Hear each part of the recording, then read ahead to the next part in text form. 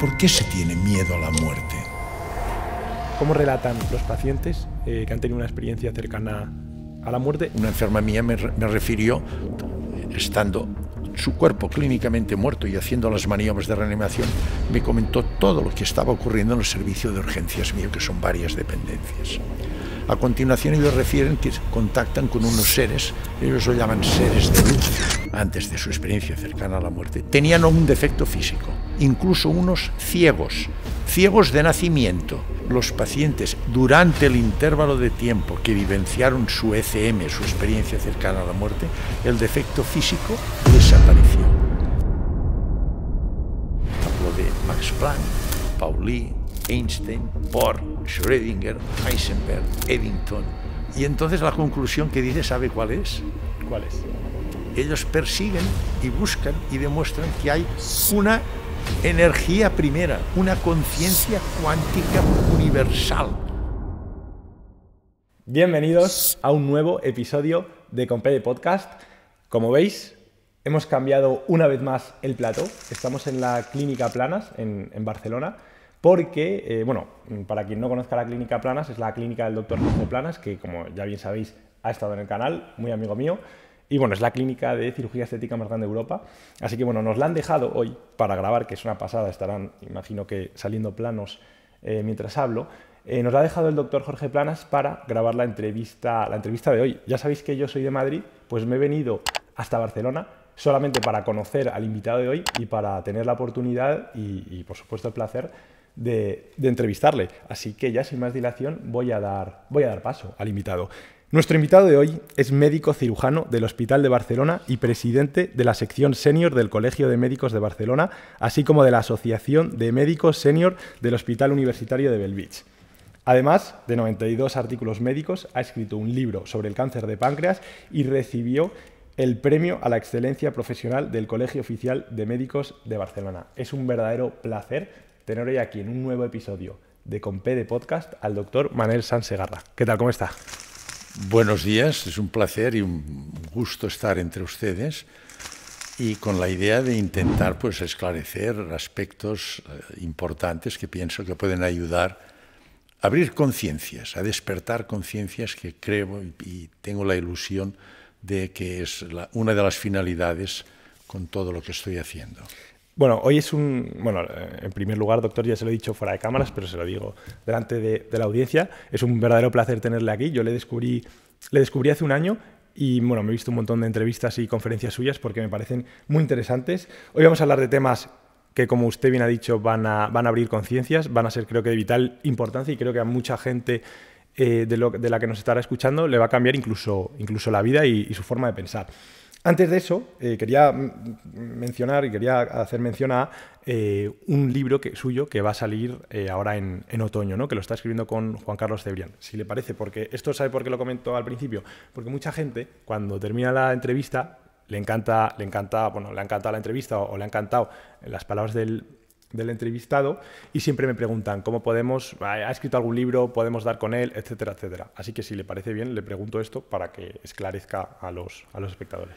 Pues sí, yo me interesé con los temas, especialmente con las experiencias cercanas a la muerte, por las vivencias y experiencias que me contaban los pacientes que yo he tratado con el diagnóstico de muerte clínica y que yo, reanimándoles con los métodos de reanimación cardiorrespiratoria, conseguí recuperar algunos de ellos. Y algunos de estos pacientes me refirieron a las experiencias cercanas a la muerte. Vale. He investigado mucho este tema, he contactado con otros expertos para ampliar mis conocimientos y al final mi experiencia he intentado, y debido también a las solicitudes de mucha gente que me lo piden, he escrito un libro que recoge todas estas experiencias y todas estas vivencias de mis pacientes y mis conclusiones en el estudio de las mismas, en la que ha colaborado mi buen amigo y periodista Juan Carlos Cebrián, y que próximamente se está ya en la imprenta, Editorial Planeta es quien la va a editar. Yo calculo que verano o después de verano el libro ya saldrá a la venta, es decir, saldrá ya para poderlo adquirir.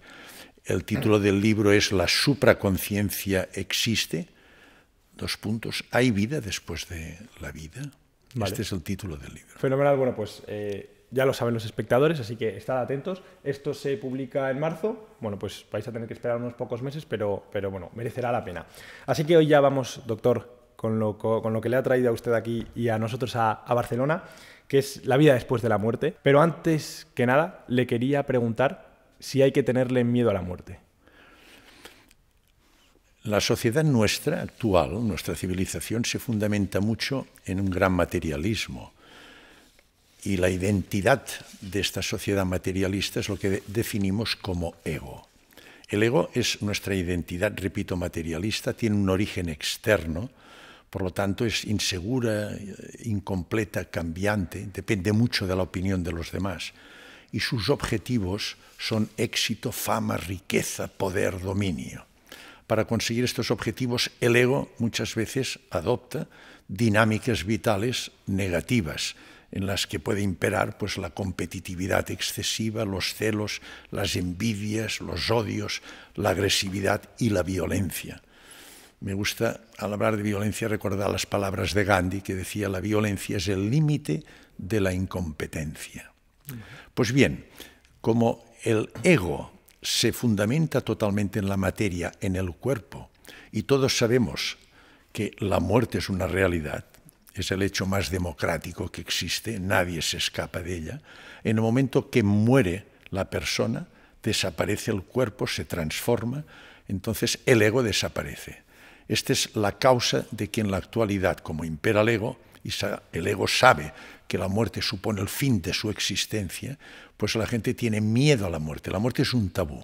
¿Por qué se tiene miedo a la muerte?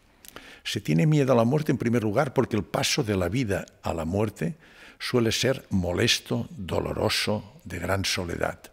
Todos hemos tenido algún familiar o amigo con un cáncer de esófago, de páncreas, que es lo que yo opero y trato, pues como el enfermo se va deteriorando, sufriendo, hasta que llega al final pues en caquexia con piel y hueso, hasta el punto de que cuando fallece los familiares y amigos dicen: ahora pobrecito podrá descansar.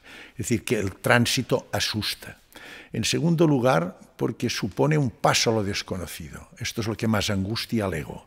No sabemos qué pasa, la gente no sabe, hay una gran ignorancia al respecto.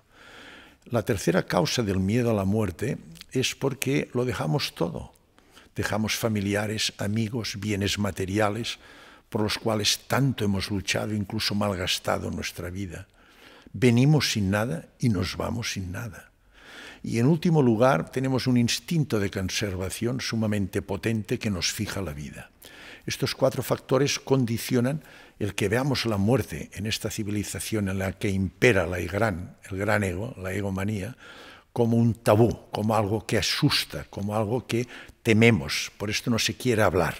Es un tema que la gente prefiere dejarlo aparte. ¿Y cómo debemos explicar la muerte? Es decir, alguien que acaba de perder un familiar, ¿qué tendríamos que decirle? ¿Cómo le deberíamos explicar esto? Para poder interpretar la muerte es fundamental, depende totalmente de la concepción existencial que tengamos. Si nos fundamentamos en el ego, por más que expliquemos que la muerte, lo único que podremos decirle a una persona, a un amigo, a un familiar, es que ahora descansa la persona que ha muerto, porque con la muerte se acaba todo. Es decir, ya nunca más lo veremos y nunca más sabremos nada de esta persona. En cambio, esta no es nuestra realidad existencial. Nuestra realidad existencial, y hoy tenemos pruebas reales, objetivas, con una base científica, que nos permiten demostrar que después de la muerte continúa nuestra realidad existencial. Es lo que se llama la conciencia no local, la supraconciencia, o también espíritu, se puede definir de varias maneras. Si nuestra auténtica identidad, lo que nos hace únicos y exclusivos, persiste, quiere decir que el cuerpo es una funda, un traje que nosotros nos ponemos encima, que adoptamos, muy temporal, pero nuestra auténtica identidad persiste. Entonces, si tenemos esta concepción existencial, es muy fácil hablar y ayudar a los familiares y amigos cuando pierden un familiar. No te preocupes, ha hecho su ciclo en la dimensión humana, pero su auténtica esencia perdura en otra dimensión.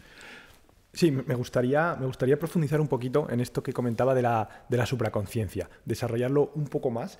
qué es esta supraconciencia y cómo podemos acceder a ella, si hay alguna manera de acceder a ella. Con la idea o concepción materialista del método cartesiano y newtoniano, que adopta, o sea, reconoce una conciencia materialista que hemos definido como ego, nuestra identidad del ego es una identidad totalmente pasajera. Es decir, la concepción antropológica del ser humano desde el punto de vista materialista, del método científico y por lo tanto con la identidad del ego, la podemos definir como cuerpo, que es materia, y mente, con todas las actividades mentales y anímicas, como son pensamientos, como son recuerdos, memoria, conciencia. Es decir, todas las actividades anímicas dependen de nuestra mente. Pero según el método científico, estas actividades son un epifenómeno de la materia, es decir, son consecuencia de la actividad metabólica, bioquímica de la materia, de las células nerviosas. Por lo tanto, desde el punto de vista materialista del ego, del método científico, como definió muy bien Descartes, uno de los fundadores del método científico, pienso, luego existo. ¿Qué quiere decir? Que según el método científico, la muerte supone dejar de pensar por la destrucción y muerte de nuestras células, por lo tanto, dejar de existir. Con el método científico, repito, la muerte supone el fin de nuestra existencia, se acaba todo. Pero esto hoy día sabemos que no es cierto. ¿Y cómo lo sabemos esto? Pues yo personalmente, a través de una serie de fenómenos que definimos como trascendentes, es decir, que hay un componente que no puede explicar el materialismo del método científico, y de todos estos fenómenos a mí el que me ha interesado son las experiencias cercanas a la muerte. ¿Qué son las experiencias cercanas a la muerte?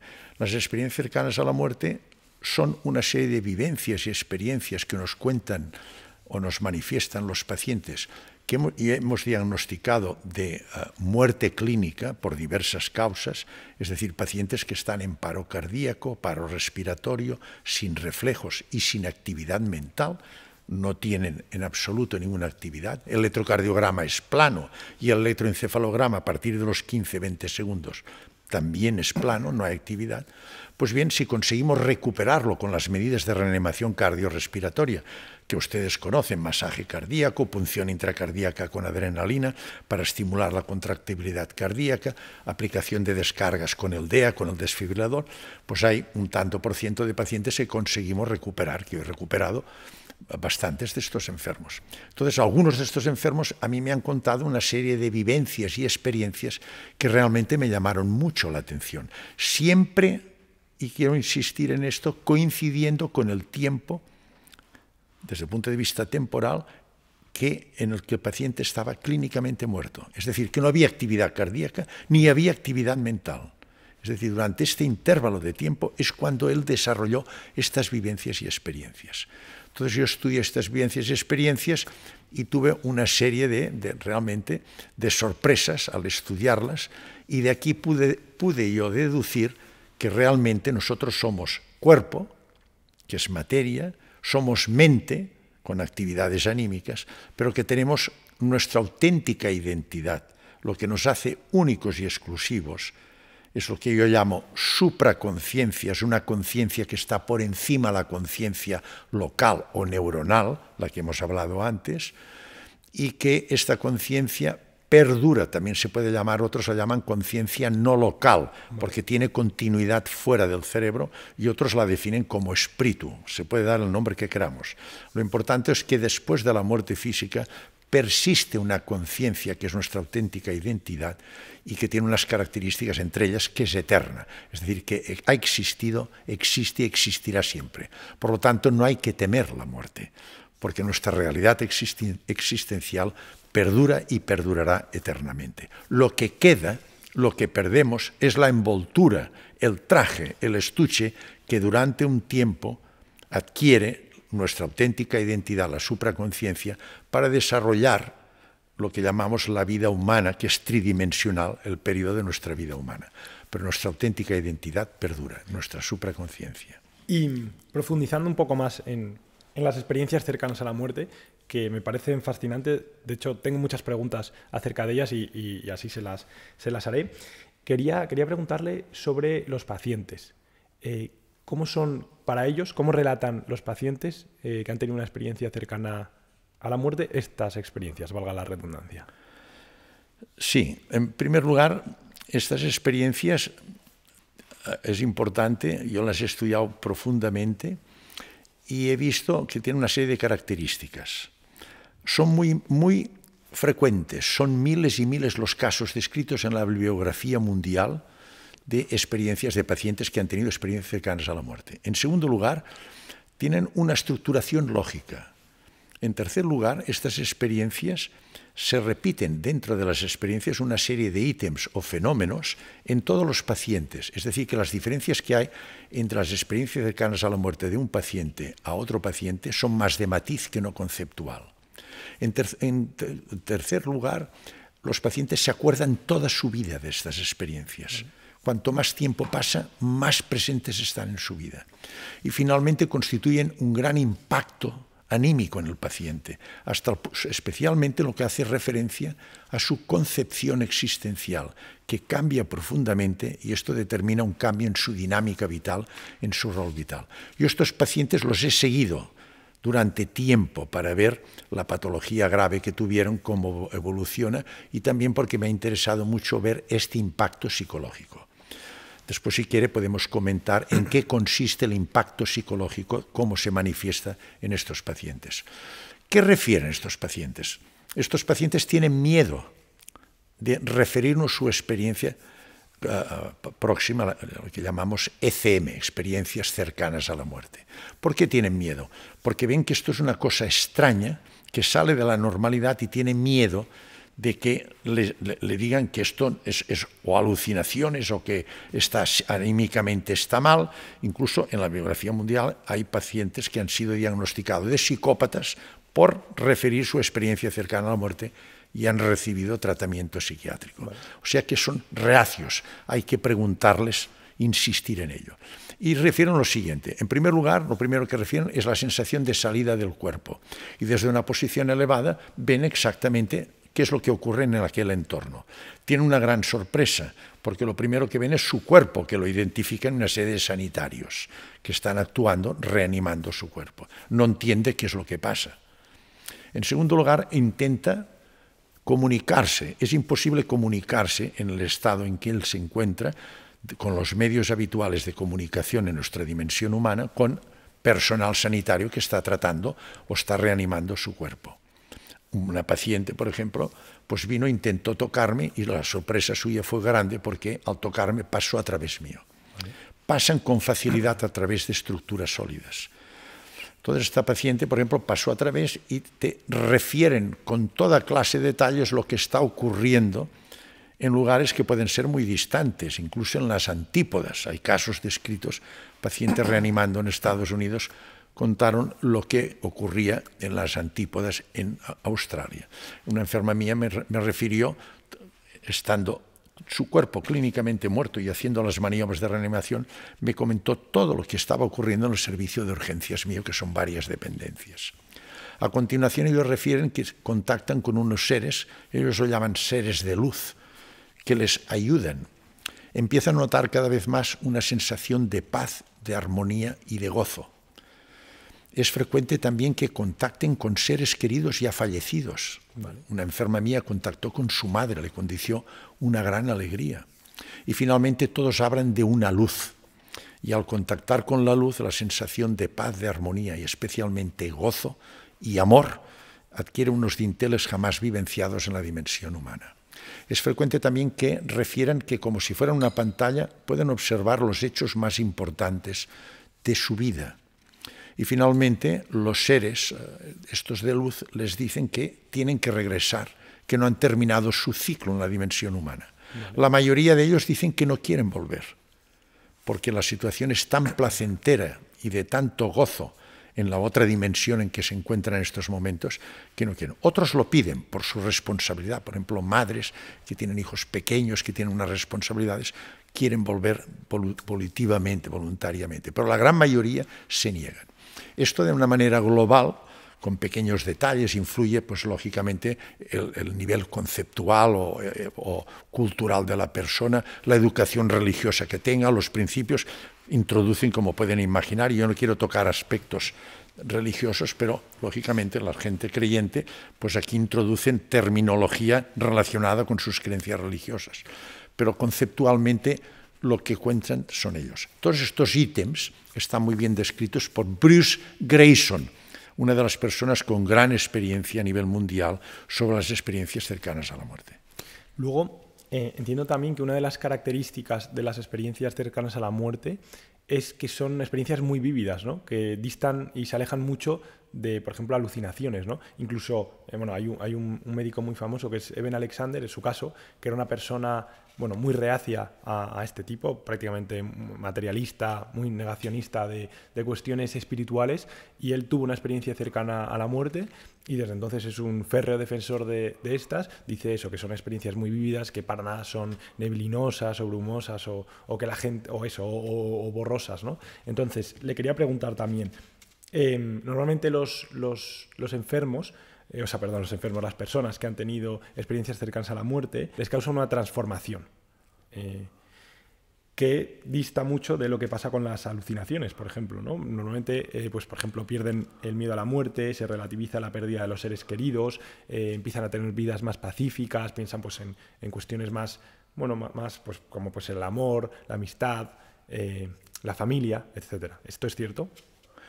Totalmente cierto lo que ha dicho. En primer lugar, ellos lo refieren, la experiencia cercana a la muerte, ellos la definen, dice doctor, esto no es un sueño, es totalmente distinto de un sueño. Es un impacto anímico brutal que estos enfermos tienen. Entonces, ya como le he dicho anteriormente, yo los he seguido, estos pacientes, y he intentado pues descubrir y controlar en qué consiste el impacto psicológico. Para ellos es profundísimo. En primer lugar, ellos dicen que se sienten, como les refería en un principio, muy incomprendidos. No pueden referir sus vivencias ni a los médicos, ni enfermeras, ni familiares, ni amigos, porque no les entienden. Como usted ha dicho muy bien, les dice que son alucinaciones o son vivencias raras que no tiene que darle importancia. En segundo lugar, pierden totalmente el miedo a la muerte, absolutamente. A mí ha habido enfermos que me han dicho, tan cierto, me han dicho lo siguiente. Dice, doctor, usted me perjudicó reanimándome. Usted me perjudicó totalmente. O sea, yo no quería volver y usted me reanimó. Otros pacientes me han dicho, dice, la experiencia cercana a la muerte me ha proporcionado el conocimiento de mi auténtica realidad existencial. Ahora sé realmente lo que es la vida. Sé lo que es la vida en la situación humana tridimensional y sé cuál es mi realidad existencial, que es otra dimensión que perdura mi vida. Entonces yo les pregunto, ¿para usted nacer qué es? Dice, nacer es la cosa más sencilla del mundo. Es coger un traje, un cuerpo, que es como un traje, una funda, un estuche, que uno se pone durante un tiempo, estuche que es polvo de estrellas, es materia que se produjo hace 13.780 millones de años en el Big Bang y que durante un tiempo nos presta este polvo de estrellas, que es una energía, es materia, y que para cumplir una función que cubre nuestra auténtica identidad, nuestra supraconciencia, y cuando hemos cumplido nuestra función en esta situación tridimensional, la devolvemos al universo, no se pierde ni un átomo. Entonces yo les pregunto, ¿tiene interés la vida? Dice, la vida es maravillosa. Dice, en la dimensión humana no somos realmente felices.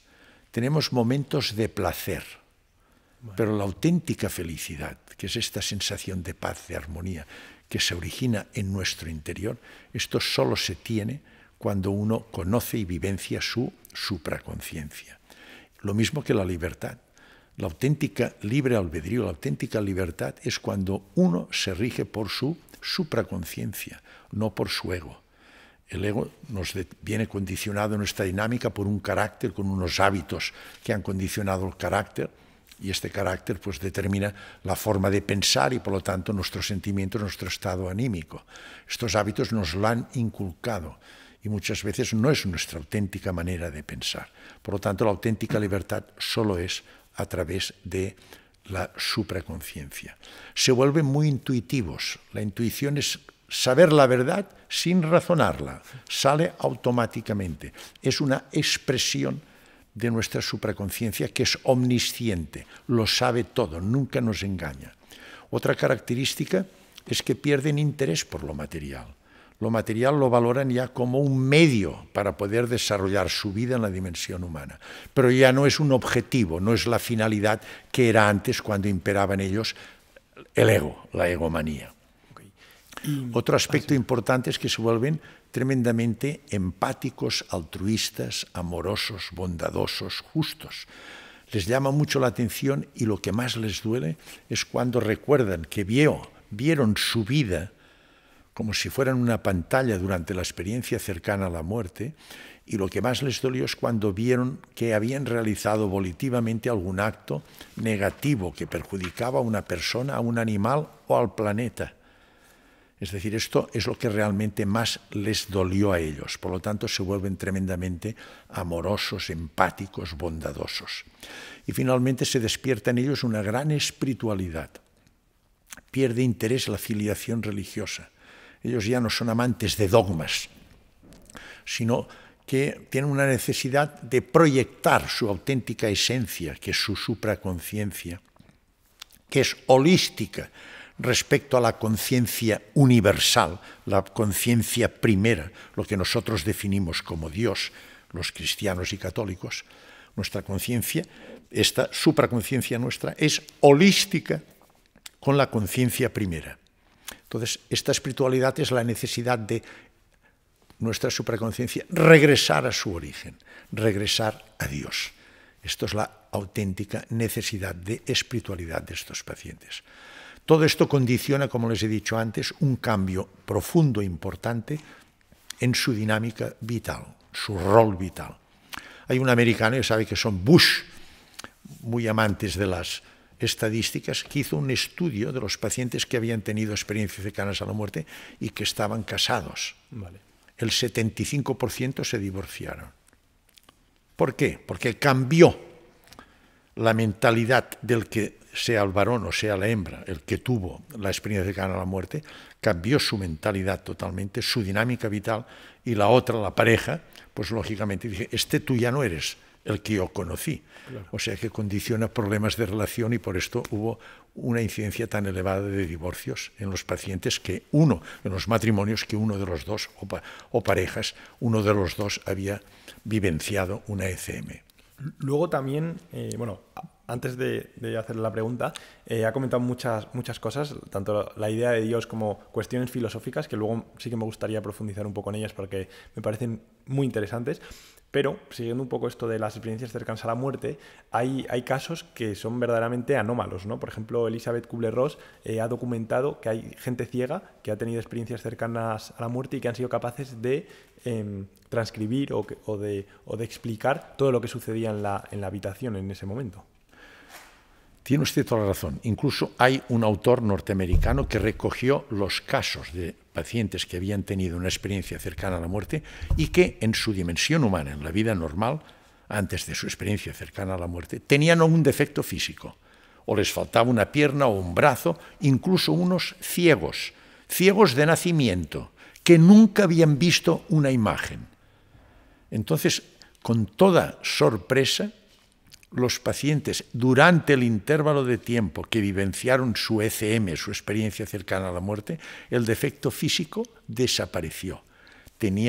Si les faltaba un miembro, una pierna, tenían la pierna. Si les faltaba brazo, tenían el brazo. Los ciegos que no habían visto nunca un objeto real, material, porque tenían ceguera de nacimiento, vieron tranquilamente, quedaron francamente impresionados y sorprendidos, descubrieron lo que es la vista, vieron por primera vez en su vida. Es decir, usted tiene razón al comentar, en la experiencia cercana a la muerte, todos estos defectos físicos que podemos tener en nuestra dimensión humana desaparecen totalmente. Y luego, esto que le comentaré no son exactamente cosas de las experiencias cercanas a la muerte, pero eso, el paso previo, y me parece también interesante y digno de mencionar, que es que se han documentado casos de personas con Alzheimer y con Alzheimer muy avanzado, en las que pues han recuperado la lucidez antes de morir y han incluso hablado y entablado conversaciones con personas que además pues han fallecido años antes o no están en esa habitación. También esto es cierto, esto está documentado. Entonces piensen que en el Alzheimer es una pérdida de la memoria por el depósito de una proteína anómala, que es la sustancia amiloide, en una parte del cerebro que se llama el hipocampo, del sistema límbico, del cerebro medio, que por filogenia es el cerebro de los mamíferos. Hay una vacuolización, una destrucción del hipocampo y pierden la memoria. Pues bien, en el momento de la muerte algún paciente está descrito. Algún paciente de Alzheimer ha recordado y ha empezado a hablar, ha recuperado su memoria. ¿Por qué ha recuperado su memoria? Esto se puede interpretar porque en el momento de la muerte es cuando se desprende la supraconciencia. Vale. Por esto, el tránsito final, no lo teman, el paso final de la vida a la muerte, el tránsito, cuando sale ya la supraconciencia, nuestra auténtica identidad, es la que se pone de manifiesto, puede contactar entonces con seres queridos ya fallecidos que les vienen a ayudar al tránsito, entonces recuperan todas las facultades, pueden recuperar totalmente, la supraconciencia es omnisciente, omnipotente, y omnipresente, eterna, lo sabe todo y lo puede todo. Entonces, cuando se manifiesta, cuando sale en el momento del tránsito la supraconciencia, puede manifestar todas sus capacidades, entre ellas recuperar totalmente la memoria. Es cierto esto. Claro, porque entonces aquí estaríamos afirmando que la memoria se incluye dentro de la conciencia, porque aquí abrimos otro melón que creo que es muy interesante. Esto se lo comentaba antes de empezar la grabación, que claro, verdaderamente, desde mi entendimiento, desde mi punto de vista, el gran debate científico que hay, ¿no?, es si el cerebro es el que genera la conciencia o si cerebro y conciencia están disociados. Entonces, claro, hay pues, personas como, por ejemplo, la doctora británica Penny Sartori, que ha trabajado en la UCI, que tiene un trabajo que se llama Conciencia y Cerebro, y ella habla de que el cerebro canaliza la conciencia, pero no lo crea. Van Lommel, que es un cardiólogo muy reputado, que lo ha dejado todo para dedicarse a investigar las experiencias cercanas a la muerte, y por cierto, en 1988 publicó en The Lancet un artículo científico. En 2001, en el Lancet.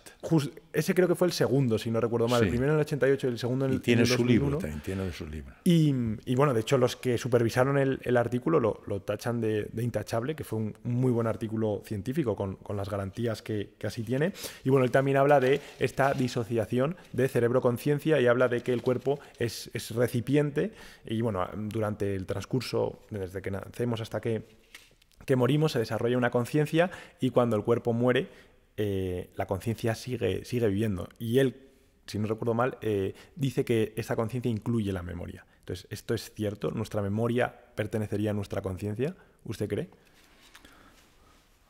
Ha tocado muchos temas usted. Puede atacar todos. Sí. Miren, en primer lugar, hemos de diferenciar tres conceptos, que es conciencia, alma y espíritu. Son tres cosas distintas, aunque a veces los autores pueden cambiar la terminología, pero hay tres cosas distintas. Es indudable que tenemos una conciencia neuronal o local, de origen cerebral, que se debe a la actividad metabólica de las neuronas, a la bioquímica de las neuronas. Prueba de ello es que cuando inhibimos la actividad neuronal, como es en el sueño con una anestesia, desaparece nuestra conciencia. Esto, desde el punto de vista materialista del método científico, no tiene explicación, ¿vale? Porque se lo demostraré claramente. Desde el punto de vista científico, la actividad metabólica neuronal es reaccionar moléculas que reaccionan entre sí. Las moléculas son partículas, es materia.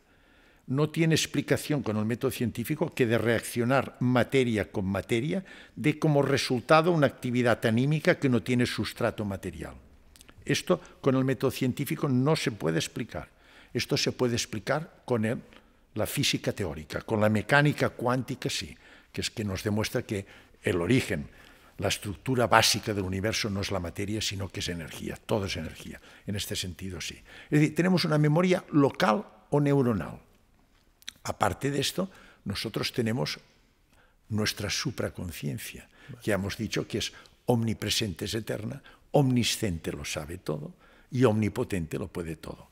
Por lo tanto, en la muerte, la muerte supone desprenderse del cuerpo, por lo tanto, esta conciencia local dejará de existir, porque ya las neuronas mueren y se destruyen, pero nuestra supraconciencia, que lo sabe todo, es eterna, esta perdura eternamente. Entonces, ¿qué diferencia hay entre conciencia, alma y espíritu? Conciencia hace referencia a la conciencia local o neuronal. Es la que hemos dicho que se produce por la actividad de las neuronas. En el otro extremo está el espíritu, que corresponde a la supraconciencia, que es nuestra auténtica identidad. Es la manifestación o expresión de la conciencia universal en cada uno de nosotros. Vale. Los cristianos, Jesús lo decía, estáis hechos a imagen y semejanza de Abba. Abba es la conciencia primera. En filosofías orientales se dice, es la expresión finita del infinito. El infinito, la conciencia universal que nosotros los cristianos definimos como Dios, se manifiesta en cada uno de nosotros. Vale. Es la supraconciencia, es eterna, es nuestra auténtica identidad. Son los dos. Y en medio está el alma. ¿Qué es el alma? El alma es el subconsciente de Freud. Es donde está nuestra historia, es donde está toda nuestra vida. Y esto es lo que nos llevamos, lo que en las filosofías orientales le dirían que es el karma, la ley causa-efecto. Cada persona en su evolución tiene un camino y tiene unas consecuencias, un karma, y esto nos lo llevamos. Entonces la pregunta que es muy buena lo que ha hecho usted, ha preguntado usted antes, si tenemos la supraconciencia, que es nuestra auténtica identidad, y durante nuestra vida humana tenemos una conciencia local o neuronal, ¿cómo se relacionan si nuestra auténtica identidad es la supraconciencia, pero en la dimensión humana se manifiesta la conciencia local? Esto lo describió muy bien Roger Penrose, premio Nobel, correcto, en 2020 por sus trabajos sobre los agujeros negros, matemático y cosmólogo de la Universidad de Oxford, y también de una manera sincrónica, con sincronía lo escribió Stuart Hameroff, que es psicólogo y anestesista de Arizona, en la Universidad de Arizona. Lo escribió a través de los microtúbulos. En realidad lo que demostraron es que nuestro cerebro actúa como una interfaz, actúa como un aparato de televisión. Quien realmente proporciona nuestra auténtica identidad, nuestra auténtica actividad anímica, es la supraconciencia.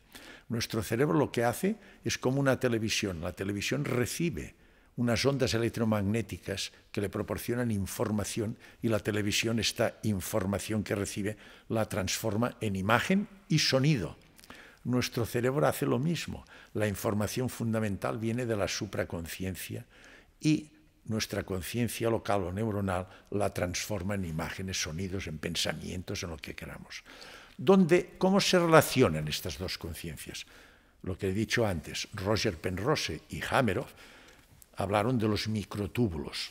Los microtúbulos forman parte del microesqueleto de las células eucarióticas, es decir, células que tienen membrana nuclear, y es una estructura formada por una proteína, que es la tubulina alfa y beta, que tiene una estructura en forma helicoidal vacía, hay agua dentro, el contenido acuoso, y es precisamente en esta zona donde hay una transferencia cuántica de información entre la supraconciencia y la conciencia local o neuronal. Le achacaron los que estaban en contra de esta teoría que para que se produjera transferencia cuántica, esta tenía que producirse a una temperatura del cero absoluto, de menos 273 grados Celsius. Y esta temperatura es inviable en la vida humana. Entonces ellos intentaron demostrarlo, hasta que actualmente esto está científicamente demostrado. Hoy sabemos, después hay un maravilloso trabajo que se hizo en la Universidad de Berkeley, en California y que publicaron en Science en 2007, que demostraron que la fotosíntesis, ya saben que la fotosíntesis es un fenómeno fundamental en la vida de nuestro planeta, es la transformación de la materia inorgánica en orgánica por una proteína, que es la clorofila, que la hacen unas células que se llaman cloroplastos, que existen en bacterias y sobre todo en las plantas. Es lo que da el color verde de las hojas de las plantas. Pues bien, esta clorofila absorbe la energía solar, el CO2 de la atmósfera, interviene el agua y es la que permite la transformación de inorgánico en orgánico. La captación de energía por la clorofila hoy está demostrada que es por un efecto cuántico. Por esto ya hablamos de biología cuántica. Es decir, han demostrado claramente que se pueden producir fenómenos cuánticos a las temperaturas ambientales en nuestra vida. Hoy hay que ir con mucho cuidado porque es incipiente, pero la biología cuántica empieza ya a tener unas bases que la justifican. Y hay 4 principios de la mecánica cuántica que justifican la biología cuántica, que son la coherencia cuántica, la superposición de estados, es el fenómeno túnel y después el entrelazamiento cuántico. Estos 4 fenómenos explican que los principios básicos de la mecánica cuántica que pueden actuar y permiten la biología cuántica. Repito que hay que ser aún muy cuidadoso, pero que explican el fenómeno de Roger Penrose y Stuart Hameroff. De hecho, me gusta mucho que hayas mencionado a Penrose, porque cuando vino aquí José Carlos González Hurtado para hablar de la existencia de Dios, le citó en numerosas ocasiones, y de hecho su libro, que bueno, tiene un libro hablando, ¿no?, con pruebas científicas de la existencia de Dios, y bueno, también le cita a Penrose, y todas estas cosas que estabas comentando me eran familiares porque él también las comentó.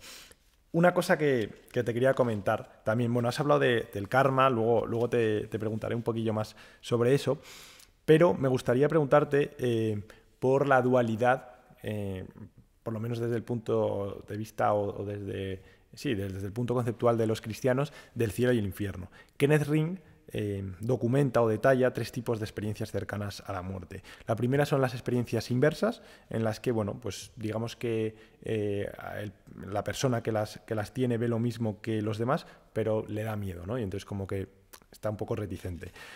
Luego la segunda sería el vacío total, ¿no?, que es como una experiencia de desamparo, de inexistencia, pues eso, de vacío, ¿no? Y luego hay una tercera que es las infernales. En esta se detalla que los pacientes tienen visiones terroríficas, sentido de amenaza, de tormento. Habría una cuarta, pero que bueno, esta no está tan catalogada, que es como una especie de sensación de juicio final, ¿no? De hecho, está hace unos 10 años el famoso caso de Gloria Lago, que fue, bueno, una chica que tuvo, si no recuerdo mal, de Hispanoamérica, pero bueno, que fue básicamente es un caso de una chica que tuvo una de estas experiencias, una experiencia negativa, por así decirlo, y bueno, dice que al parecer ella era católica, invocó a Dios y por así decirlo, como que se salió del mal trago. Hay un científico, Uwe Knobloch, es alemán, no sé si se pronuncia así, que relata que en torno al 4%, es algo complejo y no está tan estudiado, pero bueno, es una aproximación, de que el 4% de las experiencias cercanas a la muerte son negativas, como las que he mencionado. ¿Esto es cierto? ¿Hay experiencias cercanas a la muerte que podrían decirnos que hay un infierno, un juicio final? Lo que usted está diciendo es cierto. Bueno. No todas las experiencias cercanas a la muerte son placenteras, son que el enfermo realmente descubre una situación de bienestar, de gozo, de paz y sobre todo insiste mucho de amor, insiste muchísimo. No todas son así, sino que hay un tanto por ciento que se llaman terroríficas o demoníacas. Vale. Yo no he tenido ningún paciente mío que me haya manifestado este tipo de experiencias cercanas a la muerte. Existen. En cuanto hay poca experiencia porque la casuística es baja. Claro. Evidentemente se sitúa por debajo del 10%, del 5 al 7%, depende. Ya repito que yo no tengo experiencia en ellos. Estos pacientes El problema de estos grandes pacientes, los que han vivido un caso, es después de la experiencia cercana a la muerte. Vale. Tienen unos problemas psicológicos y psiquiátricos impresionantes por lo que vivieron y necesitan un profundísimo, intensísimo soporte psiquiátrico, porque lo pasan francamente mal. Exactamente porque lo tienen no se sabe. Lo que sí parece ser que hay una cierta relación, parece ser, repito que yo no tengo experiencia en esto, es lo que he leído, que hay una cierta relación, son pacientes que han llevado una vida muy tormentosa, es decir, una vida muy compleja. Entonces, estas personas nos manifiestan, los que vuelven y tienen esta experiencia, nos hacen pensar de que el que actúa mal, pues lo debe pasar muy mal. Claro. Y el que actúa bien, pues estará bien. Es lo que diríamos el cielo o el infierno. Sí. Yo quiero manifestar desde un principio que yo me fundamento totalmente en el método científico, en la medicina convencional clásica. Vale. Yo ni soy médium, ni soy vidente, ni tengo experiencia en medicinas energéticas, ni tengo experiencia en medicinas, en tratamientos complementarios. Yo me fundamento totalmente. Por lo tanto, lo que pasa después, yo no soy experto en esto. Yo puedo explicar lo que me cuentan mis enfermos que recupero y después he investigado cómo podemos justificarlas y hay unas bases científicas. Lo que sí hay escritos, por ejemplo, en el libro tibetano de los muertos, ya saben que esta gente es muy evolucionada, son gentes que voluntariamente no solo se puede traspasar durante la muerte o en una experiencia cercana a la muerte, sino que voluntariamente, conscientemente, se puede llegar a contactar con la supraconciencia. Esta gente tan evolucionada traspasan, se desdoblan. Y esta gente han escrito el libro tibetano de los muertos y hablan de 16 niveles. Es decir, según el grado de evolución del karma que la persona condiciona, dicen ellos, durante su vida en la dimensión humana, pues van a un karma más o menos alejado de la divinidad, por lo tanto del bienestar, del gozo y del amor. Esto es lo que dicen. Repito que yo no tengo experiencia en esto, pero sí que parece ser que hay una relación, por lo que cuentan, que pueden ser vivencias terroríficas y demoníacas en personas que llevan, parece ser, una vida y que en las personas con esta capacidad de ver el más allá, que yo no tengo en absoluto, pues refieren en sus estudios, en el libro tibetano de los muertos, pues estos niveles que pueden tener una correlación con lo que nosotros llamamos cielo e infierno. Ok. Y una pregunta sobre la causa de las experiencias cercanas a la muerte. ¿Cree que la ingesta de los medicamentos o la ingesta de medicamentos podría ser el causante de estas experiencias tan vívidas? Mire, como es lógico, los defensores del método materialista científico a ultranza, que solo se fundamentan en una ontología materialista, esta gente no acepta las experiencias cercanas a la muerte, dice que son alucinaciones. Y cuando les comentamos las experiencias cercanas a la muerte, nos dicen que son provocadas por varias causas. Todos son hipótesis, no hay ni una demostrada con el método científico de las que dicen. Y las causas son las siguientes. Según el método científico, refieren o condicionan como causas hipótesis, no demostradas, las siguientes. En primer lugar, una regresión al sueño REM, al sueño profundo. En segundo lugar, refieren también la administración de medicamentos. Esto no es verdad. Porque mis enfermos, le digo en serio, los medicamentos que han recibido ha sido inyección de adrenalina, ha sido bicarbonato al 1 molar para compensar la acidosis metabólica, corticoides algunos, es decir, medicamentos que no provocan en absoluto estas cosas. Vale. En tercer lugar, ellos refieren la liberación, alteración de los neurotransmisores. Los neurotransmisores son aminoácidos o neuropéptidos que intervienen en la transmisión del impulso nervioso de una neurona a otra, lo que llamamos la sinapsis neuronal. Dicen que hay un aumento de glutamato. El glutamato es un gran excitante de la actividad neuronal y puede provocar alucinaciones parecidas a las que provocan la ketamina, que es un anestésico. Otros dicen que es un descenso del GABA, el ácido gamma aminobutírico, otro neurotransmisor que inhibe las neuronas y al faltar la inhibición están exaltadas las neuronas. Otros dicen que es debido a la NN-dimetiltriptamina, parecida a la serotonina, que es 5-hidroxitritamina, liberado por la glándula pineal, que también es alucinógeno. Es decir, que hay varias. Otros dicen que es un exceso de neurotransmisores opioides, encefalinas, endorfinas, por la situación de bienestar. Todo esto son hipótesis en absoluto demostradas. Es decir, la causa exacta no la sabemos. Vale. Hay hipótesis, pero no la sabemos. De hecho, la propia Susan Blackmore, que también es bastante detractora de este tipo de experiencias, ella afirma, o afirmaba, porque parece ser que últimamente no sostiene sus ideas con tanta claridad y contundencia, que la causa de estas experiencias era la anoxia. De hecho, ella, bueno, la falta de oxígeno, ¿no?, en el cerebro. Pero ella sostiene una hipótesis que se llama la hipótesis del cerebro agonizante. Sí. Y bueno, ella dice que es por la anoxia. Le quería preguntar qué opina de esto, porque hay médicos como, bueno, cardiólogos, lo había comentado antes, ¿no?, como el caso de Van Lommel, que él dice que que lo desmiente con el argumento tan sencillo de que si la causa fuera la anoxia, que es pues, la falta de oxígeno en el cerebro, todos los pacientes que están a punto de morir sufrirían de anoxia, porque tienen falta de cerebro en el oxígeno. Estoy de acuerdo con usted. Por ejemplo, en las estadísticas, la de Pim Van Bommel, de 344 casos, de las más amplias, hay estadísticas en Estados Unidos, en Inglaterra, etcétera, las hay importantes. Las estadísticas, es decir, las muertes clínicas con parada cardiorrespiratoria que producen experiencias cercanas a la muerte se sitúan entre un 15 y un 20%. Es decir, no todo el mundo lo tiene. ¿Por qué unos lo tienen y otros no lo tienen? No lo sabemos. Cuando se produce una parada cardiorrespiratoria, el cerebro es tremendamente sensible a la falta de oxígeno. No se produce hipoxia, se produce anoxia, falta total de oxígeno. Se produce una falta de glucosa, que es la fuente de energía. El cerebro pesa 1,5 kilos y consume el 20% de toda la energía que genera nuestro organismo. Y al contrario del que ocurre con el músculo, que tiene reserva de glucosa en forma de glucógeno, el cerebro no tiene reserva. Continuamente la sangre le aporta la glucosa, se la aporta continuamente. Al no circular la sangre por el paro cardíaco, se queda sin fuente energética. Se produce una hipercapnia, aumenta el CO2, porque no lo arrastra la sangre.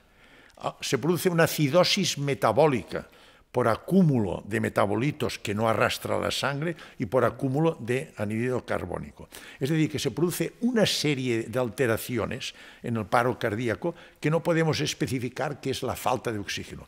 Y como dice muy bien Pim Van Bommel, hay muchos casos de situaciones de anoxia que no se acompañan de experiencias cercanas a la muerte. Si fuera específicamente por la anoxia, todos lo tendrían y no lo tienen. Es decir, que hay muchas alteraciones metabólicas y que ninguna de ellas está en absoluto demostrado que sea la causa princeps de las experiencias. Hoy no sabemos por qué se producen y por qué unos enfermos la tienen y otras no la tienen. No lo sabemos. ¿Y por qué creen que estos científicos materialistas, no solamente científicos médicos, físicos en general, toda la gama de científicos, no hablan de esto o hablan de esto en voz baja? Porque hay muchos detractores. Le comentaba a Susan Blackmore, pero está el caso, por ejemplo, de Carl Sagan, que él sostenía esta hipótesis de que el túnel que se veía antes de morir era un recuerdo del nacimiento, que no hace falta, yo creo, que ni comentarlo ni mencionarlo, porque cae por sí misma, ¿no? Porque hay gente que nace por cesárea, otros que nacen al revés, ¿no? En fin. Está también el caso de Denis Kovel, que es como un científico bastante materialista y prácticamente negacionista más que escéptico. Entonces le quería preguntar si en algunos casos la ciencia, en lugar de ser escéptica, es negacionista. No es escéptica, no, es muy negacionista a veces. Yo he tenido grandes problemas al hablar, pues, por ejemplo, con científicos materialistas. Le comentaba antes, con filósofos occidentales y con teólogos cristianos. ¿Por qué la ciencia? Porque la ciencia, el método científico, se fundamenta totalmente en lo real, en lo objetivo, la objetividad, término introducido ya por Aristóteles, en lo que es mesurable, en lo que nosotros podemos ver y tocar, que establece un dualismo, una separación entre observador y objeto. Hay una localidad, hay una relación causa-efecto. Es decir, todos estos factores son fundamentales para el método científico. Y estos factores desaparecen en el momento que entramos en el plano de lo trascendente. Porque piense que no solo hay como fenómenos trascendentes las experiencias cercanas a la muerte. Usted tiene la telepatía, clarividencia, precognición, vivencias místicas, psicoquinesia, experiencias de los moribundos, experiencias cercanas a la muerte. O sea que hay muchos fenómenos trascendentes. Estos fenómenos ni tienen dualidad, ni tienen materialismo, ni tienen localidad, ni tienen objetividad. Entonces, todo esto va contra todos los principios. Entonces, el materialista está encerrado en un armario en que cada pared es uno de estos objetos que le limita una visión más allá del armario. Tiene que salir del armario y mirar. ¿Y qué es lo que nos permite salir del armario y comprender esto? La física teórica, la mecánica cuántica. La mecánica cuántica, introducida en 1900 por Max Planck, es fundamentada, como es en la física teórica. Que por cierto era creyente, Planck. ¿Eh? Que era creyente. Era creyente. Es que después hablaremos de esto, que es muy curioso. Es que la física teórica es la que nos dice que cambia rotundamente la concepción estructural del universo que predica el método científico. No es la materia, es todo energía, es todo ondas electromagnéticas de frecuencia y amplitud variable. Y con la energía sí que nos podemos explicar. Esta separación, este absoluto abismo que establece el método científico entre ciencia y metafísica espiritualidad, entre materia y espíritu, esto no es verdad. La mecánica cuántica nos demuestra como símil. La mecánica cuántica nos demuestra que la energía se puede manifestar como partícula, como materia, y como onda, como energía. Entonces, esto que no comprende el método científico, que es materia, espíritu, tiene su símil en mecánica cuántica, en partícula-onda. Claro. Entonces, la prueba la tiene usted, que incluso los grandes físicos teóricos, hemos hablado, usted refería a Max Planck, hay un gran filósofo que es Ken Wilber, que ha hecho un estudio sobre la concepción existencial y cósmica de los padres de la física cuántica. Habló de Max Planck, Pauli, Einstein, Bohr, Schrödinger, Heisenberg, Eddington, James. Bueno, Heisenberg era judío. Además. Sí, era judío. Y entonces la conclusión que dice, ¿sabe cuál es? ¿Cuál es? Que son grandes místicos. Persiguen lo mismo que lo que persigue la religión. Ellos persiguen y buscan y demuestran que hay una energía primera, una conciencia cuántica universal. Hay algo primero. Y que este algo primero se manifiesta en cada uno de nosotros. Ellos buscan lo que llaman la ley que englobe, que aúne todas las cuatro fuerzas del universo. Están buscando esto y reconocen que buscan lo mismo que busca la religión. Es decir, ellos son unos grandes místicos. Este es el gran problema del método científico, que está encerrado en un materialismo absoluto. Otra prueba fehaciente que tiene usted es que los grandes materialistas, usted ha hablado de Eben Alexander. Eben Alexander, un gran neurocirujano formado en Harvard, que operaba el cerebro, que tenía gran conocimiento del cerebro, y le hablaban de las experiencias y decía, esto son tonterías, esto son alucinaciones. Este hombre un día por la noche se despierta con dolor de cabeza, entra en coma, lo llevan a su hospital, le hacen una punción raquídea, sale, es un cultivo, una meningoencefalitis por un gram negativo, un colibacilo. Es gravísimo, se mueren todos. Este hombre se recuperó a los 6 días y tuvo varias experiencias cercanas a la muerte y escribió un libro precioso, que es La prueba del cielo. Este hombre, que es un gran científico, que criticaba las experiencias cercanas a la muerte y que tuvo él una o varias, hoy es el gran defensor, como usted ha dicho muy bien, a nivel científico y a nivel mundial, de que la experiencia cercana a la muerte es cierta. Cuando uno la tiene, se da cuenta que esto es distinto. Hay que aceptarlo. Y la mecánica cuántica nos permite evitar este gran abismo que ha establecido el método científico entre ciencia y metafísica y religión, entre materia y espíritu, que es todo lo mismo. Uno se refiere al mundo macroscópico y el otro se refiere a un mundo microscópico, al estudio de las partículas subatómicas. Pero todo es lo mismo, todo está interconectado, interrelacionado. Y una pregunta. Bueno, ha hablado de muchas cosas muy interesantes, pero estaba mencionando la idea de, bueno, de Dios, ¿no? O de la conciencia primera. Algunos le llaman Dios, otros... Bueno, hay muchos nombres, ¿no? Si este Dios o este diseñador inteligente, ¿no? Lo podríamos llamar así. Sí, sí. Es la conciencia primera, es lo que antecede al tiempo y al espacio. Totalmente. ¿A este diseñador inteligente, a este Dios, lo ha tenido que crear algo? En absoluto. Este Dios, esta conciencia universal, este diseñador inteligente que usted lo ha dicho muy bien, está fuera de la creación. Está fuera de la creación. Él se ha manifestado en la creación con Jesucristo, con los avatares, con Mahoma, Jesucristo, todas estas avatares son las manifestaciones de Dios en la dimensión humana. Pero él, la conciencia primera, está fuera de la creación. En él no existe ni espacio ni tiempo. Y él es el único que es capaz de crear. Y él creó el universo. Y hoy tenemos pruebas de que el universo fue creado.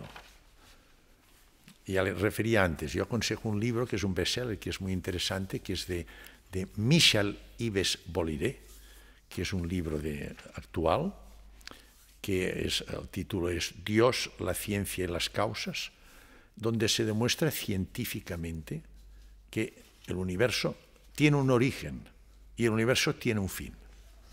Y hay otras causas que justifican la existencia de un diseñador inteligente. Si ya lo dijo Einstein, le preguntaban, ¿usted cree en Dios? Y Einstein contestaba, dice, yo creo en un universo perfecto, porque por lo natural, es por la segunda ley de la termodinámica, todo tiene tendencia al desorden, a la entropía que llamamos. En cambio, el universo es perfecto. Y cuando es perfecto es porque sigue unas leyes. Y si sigue unas leyes, una inteligencia por encima las ha puesto. Es decir, que hay una inteligencia primera. Hay muchas pruebas que nos permiten demostrar que el universo tiene un origen y un fin. El materialista no puede aceptar un origen del universo, porque si acepta que hay un origen, quiere decir que alguien lo ha creado, porque antes no había nada. Parménides ya lo decía, del nada absoluto no se puede crear nada. Entonces, el único que puede crear es una conciencia inteligente que ha existido siempre. Esta sí que puede originar. Y hoy día sabemos que hace 13.780 millones de años hubo el Big Bang cuando se originó. Hay una prueba muy sencilla, que se la voy a recordar. Hughes, un gran cosmólogo americano, en la década de 1950, tenía un microscopio más potente del universo en el monte de Wilms, en California, y estudió las galaxias. Y pudo comprobar que las galaxias el universo está en expansión, se separan. Y vio que cuanto más alejada estaba la galaxia, mayor era la velocidad de separación. Cuando tuvo esto bien estudiado y calculado matemáticamente, ¿saben qué hizo? Hizo marcha atrás. ¿Y sabe qué sorpresa tuvo? Que todo coincidía ¿dónde? En un punto. Correcto. ¿Qué es este punto? El Big Bang. La teoría de la relatividad de Einstein, que relaciona la energía con la masa y el tiempo. Solo es posible y aceptable si aceptamos un origen. La muerte térmica, que es cómo terminará el universo. ¿Qué es el agujero negro? Es el colapso de una estrella que ha consumido toda su radioactividad interna, que evoluciona hacia una roja, una gigante roja, una enana blanca, y puede dar una estrella de neutrones o un agujero negro. Hay un fin, y todo lo que tiene principio y fin quiere decir que alguien lo ha hecho. Entonces, los materialistas no pueden aceptar un origen, porque si hay un origen, alguien lo ha hecho. Ellos dicen que el universo es eterno. No es eterno, el universo está creado, igual que la vida. La vida hace 3.500 millones de años se originó. También hay pruebas evidentes con los fósiles, etcétera, de que una inteligencia superior, una causación descendente que se llama, intervino en la formación de la vida. Bueno, de hecho, si me permite añadir algo, usted criticaba, ¿no?, estos científicos materialistas, porque claro, si hay un Big Bang, si hay un origen, si hay un principio, debe haber un principiador, ¿no? En la Unión Soviética, por entonces ya se estaba empezando a plantear, porque antes había una concepción del universo en estado estacionario. El universo no había tenido principio. Exacto. Y tampoco tenía fin. Ya hay algunos griegos empiezan ya a plantear la teleología, ¿no? La doctrina de las causas finales, ya empiezan se empieza a pensar que el universo puede terminar, pero que no había un principio, ¿no? Y ya cuando es uno de los que modeliza, uno de los que teoriza sobre el Big Bang es el padre Georges Lemaitre, un sacerdote belga. Y ese momento fue un punto de inflexión en la ciencia, porque claro, se originó una especie de debate, ¿no? Entre los que creían en el principio y los que no. De hecho, el Big Bang es un apodo peyorativo para reírse. Halley, el que lo introdujo en plan despectivo. Efectivamente. Y por lo que he comentado todo esto, hubo muchos científicos durante la Unión Soviética que confirmaron o que afirmaron con datos objetivos, con datos científicos, que el universo había tenido un principio. ¿Qué pasa? Que como esto era, en cierto modo, afirmar que había un principiador, ¿qué hizo la Unión Soviética, que hicieron los altos cargos? Mandar a asesinar a todos esos grandes científicos que corroboraban, en cierta manera, el Big Bang. Entonces es interesante. Quería comentarle algún otro dato que tengo. Había hablado antes también de las experiencias de los moribundos, que no tienen que ser siempre experiencias cercanas a la muerte, no, pero que son datos que a veces estremecen y que son cosas que es complicado explicar. El doctor John Lerma, que es director, permítanme que lo lea porque su cargo es largo, es director médico de pacientes hospitalizados de la unidad de cuidados paliativos del Medical Center de Houston, relata que entre el 70 y el 80% de la gente espera a que sus seres queridos salgan de la habitación antes de morirse. ¿Cómo podríamos...? Tengo experiencia en esto. Esto se llaman experiencias de los moribundos. Vale. Yo, en el servicio mío, hemos tratado en un hospital de referencia, Hospital Universitario de Belviche, y recibimos pacientes de todo el país, pacientes que tienen patologías que ponen en compromiso la situación vital. Mucho cáncer de esófago, de páncreas, de estómago, patología muy compleja para trasplantes, etc. Por lo tanto, no siempre podemos curar. He visto morir a mucha gente. Y de esto tengo experiencia. ¿Qué es esto de las vivencias? Les pondré un ejemplo. Recuerdo, por ejemplo, un caso de un paciente de un cáncer de esófago, una persona mayor con metástasis, que ya no era posible adoptar actitudes terapéuticas en estos casos terminales. A mí me gusta, hablo con la familia, pues por facilitar el tránsito, quitar la angustia, la ansiedad que comporta los últimos momentos, sedarlos con un gotero, pues les sedas, les quitas la situación tensional, angustiosa, etc. Es ayudarles al tránsito. Entonces, un paciente, recuerdo, en esta situación, pasando visita, hablé con la familia, digo, esto podemos hacer, el pobrecito está en situación ya pues terminal, lo vamos a sedar. La familia estuvo de acuerdo, empezamos a sedar al enfermo. Y entonces el próximo día, cuando llegué, pues vi la familia delante de mi despacho, que querían hablar conmigo. Me dieron las gracias de todo el tratamiento, del soporte que se había hecho a su padre, que había fallecido, como les había dicho que era en una situación terminal, pues por la noche. Dice, pero ha pasado una cosa que no entendemos. Yo ya tenía experiencia, me lo imaginé. Dice, ¿qué pasó? Dice, estaba muy sedadito, le pusieron el gotero, tranquilito y tal. Dice, de golpe se despertó y empezó a hablar, dirigiéndose a los pies de la cama. Dice, empezó a hablar con nuestra madre, su esposa, que hacía años que había muerto. Y empezó a hablar, que no sé qué, no sé qué. Y al final, cuando terminó de hablar, se gira y dice, ¿que no habéis visto que estaba vuestra madre aquí, en los pies de la cama? Y ellos quedaron aterrados, no vieron nada. Y después de esto el paciente pues volvió otra vez a la situación tranquila, al cabo de poco rato pues falleció. Dice, ¿qué es lo que pasó? ¿Esto es frecuente? Es frecuente esto. Es decir, que en los últimos momentos de tránsito, entonces familiares o personas próximas, anexas con las que estamos afectivamente muy unidos, pueden ayudar al tránsito y pueden manifestarse en forma etérea, que los ven ellos o hablan con ellos para ayudarles al tránsito.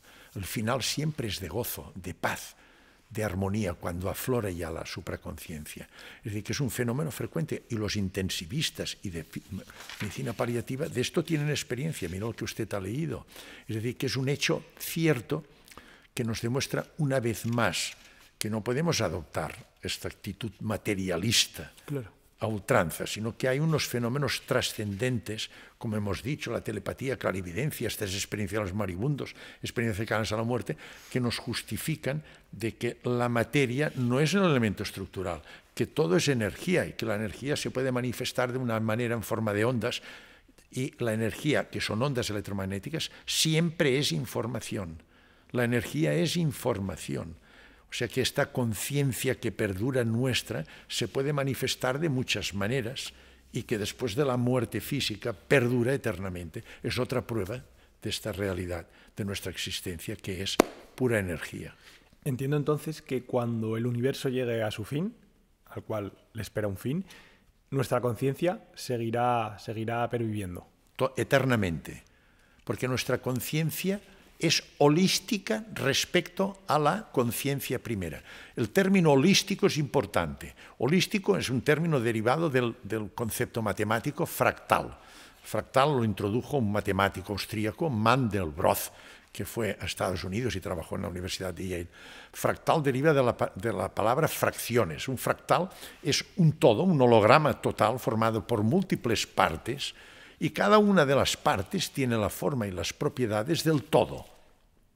Nuestra conciencia, es un símil muy bueno para comparar nuestra conciencia, es holística, es decir, forma parte de este fractal. Nuestra conciencia es Dios y tiene sus propiedades, es omnipresente, es eterna, es omnisciente, lo sabe todo, la intuición nunca nos engañe, y es omnipotente.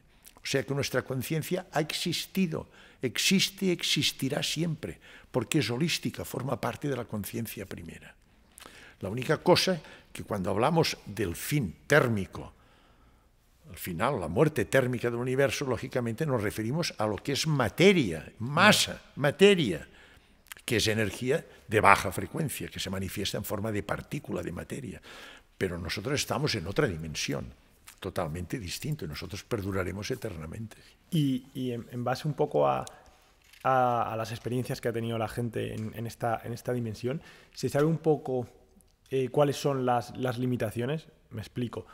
Por ejemplo, hay casos, ¿no?, en los que bueno, pues se pueden atravesar las paredes, ¿no? O cuando vas a tocar a alguien le atraviesas.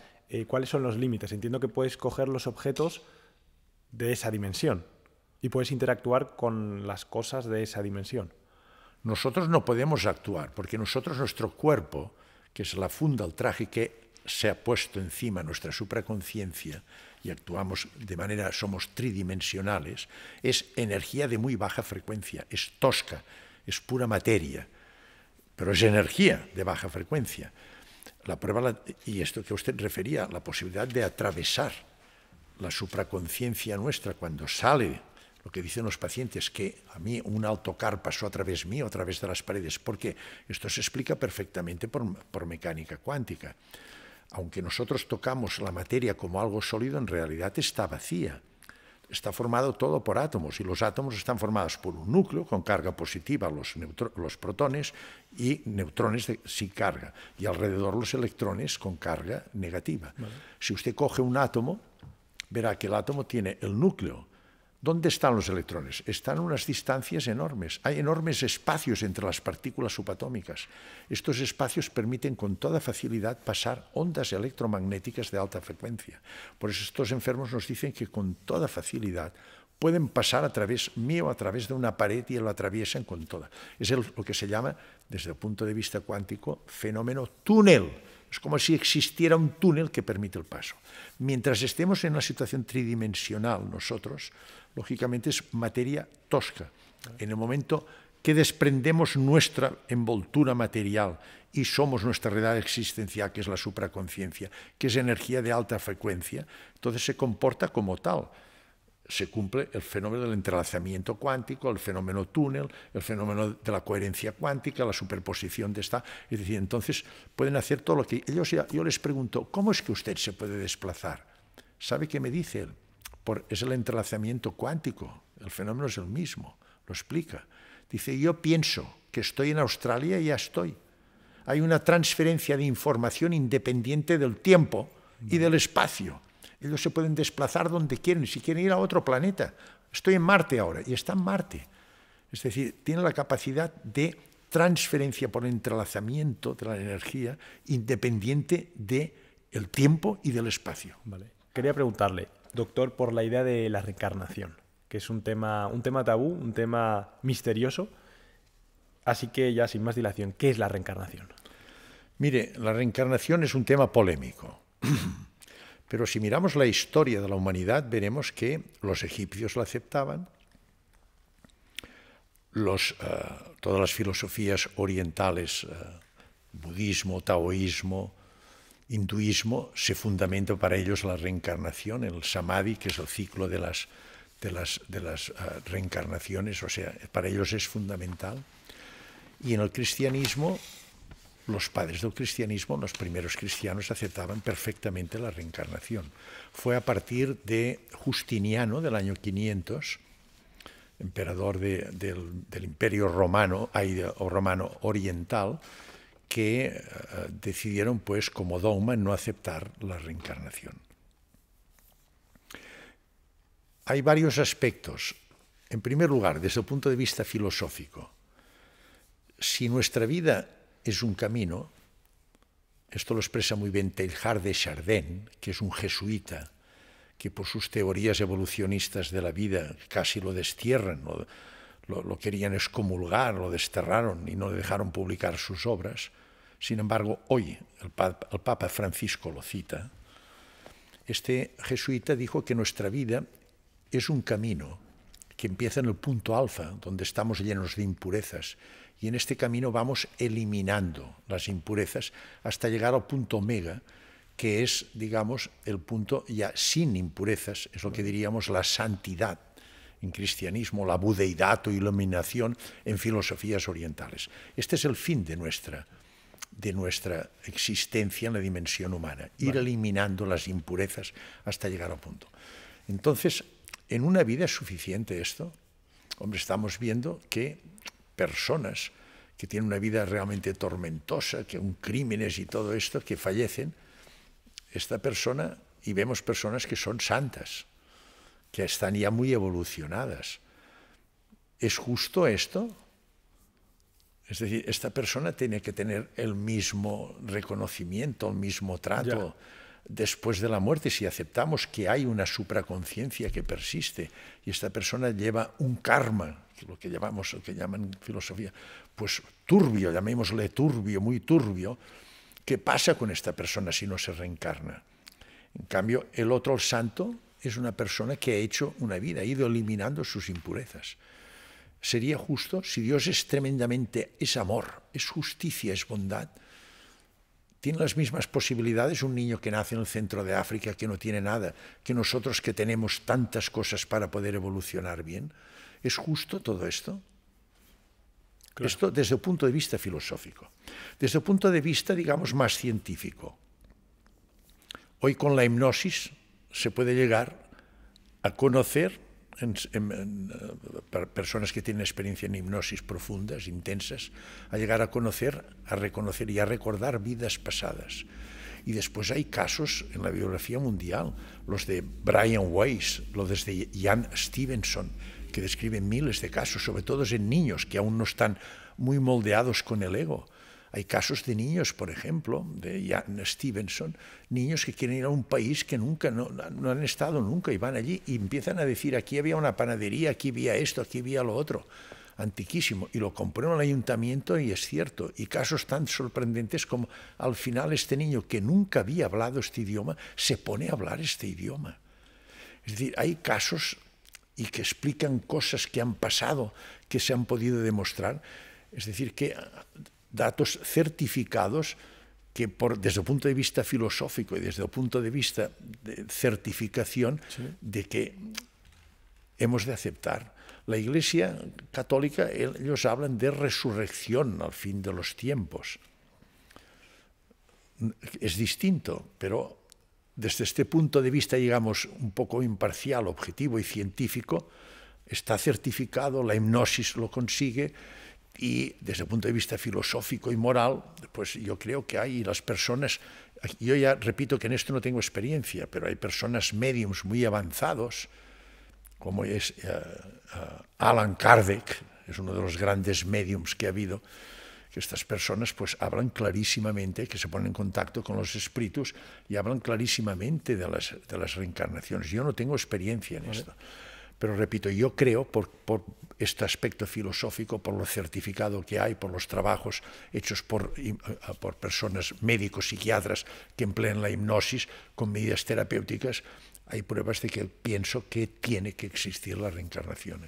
Y entiendo entonces que bajo este supuesto en el que todas las almas se reencarnarían, claro, llegaría, por poner un caso así como muy grotesco, ¿no? Una hipérbole. Entiendo que Hitler, el alma de Hitler, se reencarnaría y es posible que esté viviendo o coexistiendo con nosotros en este Podría espacio temporal. Perfectamente existir en una situación igual tremendamente dramática, de sufrimiento, de dolores, no lo sabemos, pero es perfectamente factible que su espíritu, su supraconciencia, se reencarne, no sabemos ni cuándo, ni cómo, ni dónde, pero es perfectamente justificable que se reencarne en una situación distinta. Y la para su evolución. Vale. Y la reencarnación, entiendo que somos, o sea, personas humanas que se reencarnan en personas humanas, o podría haber una reencarnación de personas en el resto de seres vivos.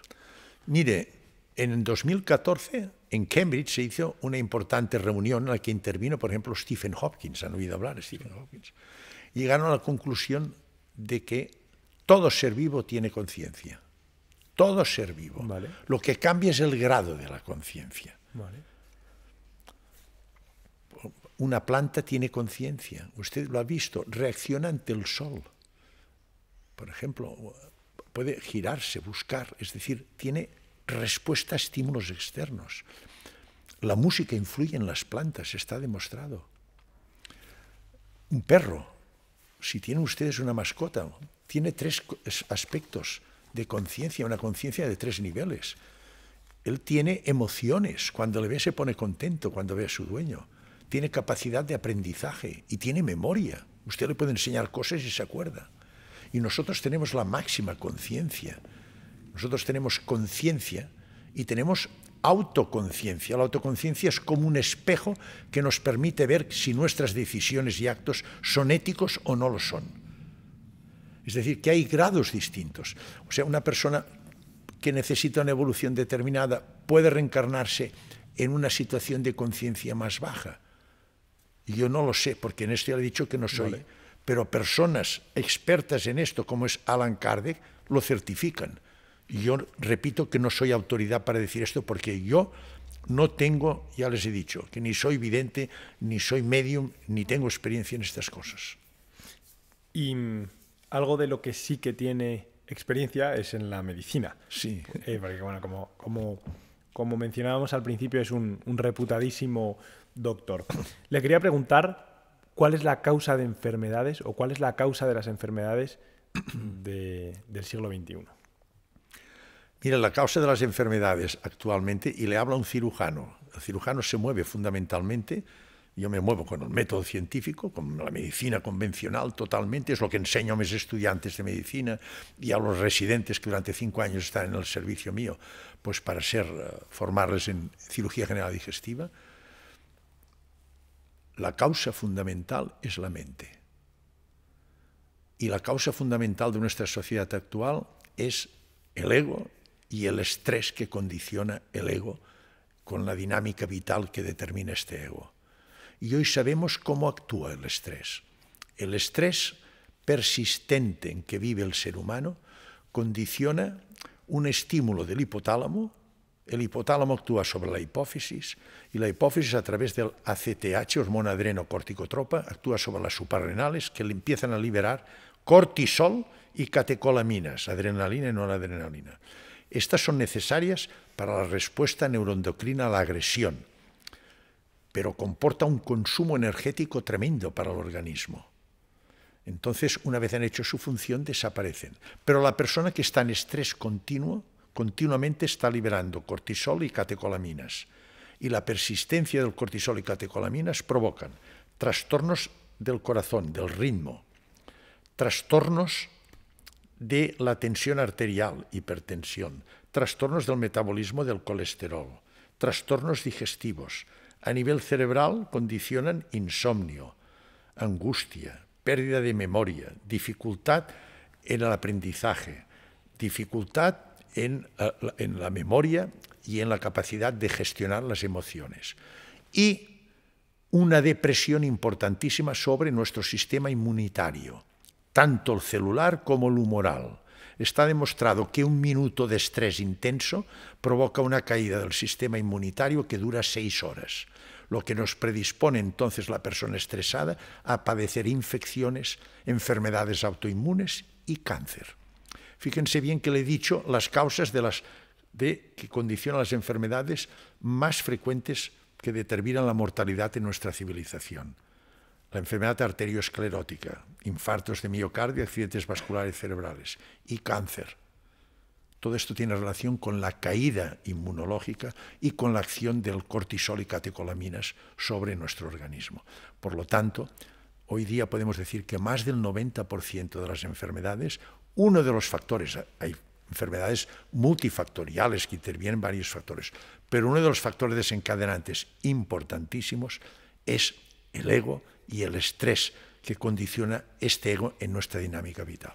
Muy esclarecedor. Seguro que a muchas personas, más yo creo que al estar tan interconectados, ¿no? Vivimos en una sociedad cada vez más vertiginosa, más dinámica, más rápida, queremos todo ahora. Exacto. ¿no? Y yo creo que esto es uno de los causantes, no es casualidad, de hecho, se lo comentaba antes fuera del podcast, pero yo estoy ahora creando una plataforma de salud mental porque vivimos en la época en la que los jóvenes, y no tan jóvenes, los adultos también, más depresión tienen, más ansiedad tienen y menos felices están teniendo todas las necesidades básicas cubiertas, ¿no? ¿Me permite un paréntesis? En el Colegio de Médicos estoy, como ya lo he dicho a usted, como presidente de la sección de médicos senior. Se ha hecho un estudio sobre la mortalidad en Cataluña. Se ha visto que la supervivencia es buena, 85 años de media en la mujer y 83 en el hombre. Y se ha mirado las causas de muerte. Las más frecuentes, ya he dicho, arteriosclerosis, infartos de miocardio, accidentes vasculares cerebrales y después cáncer. Pero tuvimos una triste situación al comprobar que la causa más importante de mortalidad entre los 15 y los 35 años era el suicidio. Fíjese bien que le digo, el suicidio. Y esto es consecuencia de la dinámica vital que estamos adoptando en nuestra civilización. Estas prisas, este estrés, este continuo ego exaltado, esta competitividad, esta situación tan acelerada que condiciona una pérdida, una falta de valores, una falta de ilusión. He dicho que la vida, una vez uno contacta con la supraconciencia, considera la vida como algo maravilloso. Se puede ser feliz, se puede ser libre. En cambio, esta gente con el ego, sin conocer, materialistas, claro, no tienen valores y la principal causa es el suicidio. Es tristísimo esto, ¿eh? Y entonces, en base a esto, ¿cómo cree que hay que afrontar la vida? Hay que afrontar la vida, pues, determinando eliminando la ignorancia que existe en nuestra sociedad, que hay muchos poderes fácticos y muchos elementos en nuestra sociedad que le interesa tener una sociedad inculta, enfermiza y pobre. Así se controla fácilmente. Cuando la sociedad pierde la ignorancia y entonces conoce su auténtica esencia, se da uno cuenta que la vida es maravillosa, que hay unos valores extraordinarios. Es maravillosa la vida. De todas maneras, piense como dijo Tales de Mileto, uno de los sabios presocráticos, dijo: lo más difícil del ser humano es conocerse a sí mismo y lo más fácil es hablar mal de los demás. Esto es lo que ocurre en nuestra sociedad. Este ego tan rápido no puede perder el tiempo en conocerse a sí mismo, buscar su interioridad. Tiene que ir siempre al exterior, a lo material, a conseguir bienes materiales, lucha, competición, riqueza, poder, dominio. Cuando su riqueza lo tiene todo dentro, en su supraconciencia. Allí es donde están los valores y está el sentido de la vida. Y como está totalmente a 180 grados contrario a la realidad existencial, llega una falta de valores y vemos que la juventud provoca autolisis, se suicida. Bueno, de hecho, esto es un tema, bueno, como ya le he comentado, que bueno, creo que a partir de ahora, al final de cada entrevista, vamos a dedicar un tiempo, como estamos haciendo ahora, hablar de la salud mental, porque es un tema muy, muy importante, es de vital importancia. Usted mismo lo ha mencionado, la relación entre el estrés y los fallecimientos. Entonces yo creo que es, bueno, pues eso, muy, muy interesante, y muchas gracias por haber comentado estas cosas que creo que a los jóvenes y a los no tan jóvenes les va a interesar. Ya estamos aproximándonos al final de la entrevista, pero hay alguna pregunta más que le quería hacer, y es en relación a la casualidad o a la causalidad. Es decir, el hecho de que estemos grabando ahora en este preciso momento, ¿es un hecho casual o causal? Me gusta mucho la pregunta que ha hecho. Mire, hay grandes mentes. Einstein, yo lo admiro mucho a Albert Einstein. Albert Einstein dijo, no existe el azar ni la casualidad.